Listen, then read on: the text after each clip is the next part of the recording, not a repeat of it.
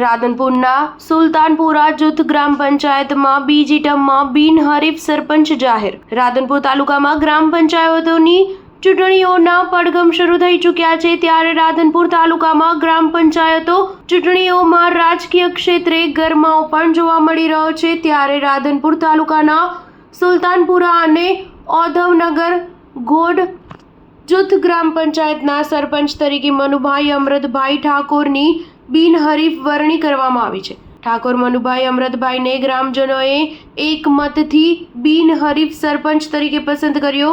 સુલતાનપુરા અને ઓધવનગરના ગ્રામજનોએ ગામમાં શાંતિ અને ભાઈચારો જળવાઈ રહે તે હેતુથી સરપંચ પદ માટે સર્વાનુમતે ઉમેદવાર જાહેર કર્યા। શુક્રવારે બંને ગામના લોકો એકઠા થયા હતા। ચર્ચા વિચારણા બાદ મનુભાઈને સમરસતા હેઠળ બિનહરીફ તરીકે જાહેર કરવામાં આવ્યા। આ અગાઉની ટર્મમાં પણ સરપંચ બિનહરીફ જાહેર થયા હતા। ગામના લોકોએ સમરસતા જાળવી રાખી મનુભાઈને 500ની નોટનો હાર પહેરાવીને સન્માનિત કર્યા। Star news 7 Patan.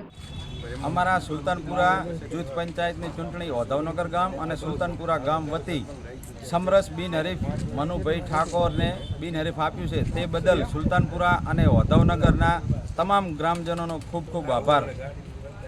ઠાકોર મનુભાઈ અમૃતભાઈ, ગામ સુલતાનપુરા, જૂથ પંચાયત ઓધવનગર ઘોડ, બે ગામ વતી બિનહરીફ આપવા બદલ ગામ વતીનો ખૂબ ખૂબ આભાર વ્યક્ત કરું છું।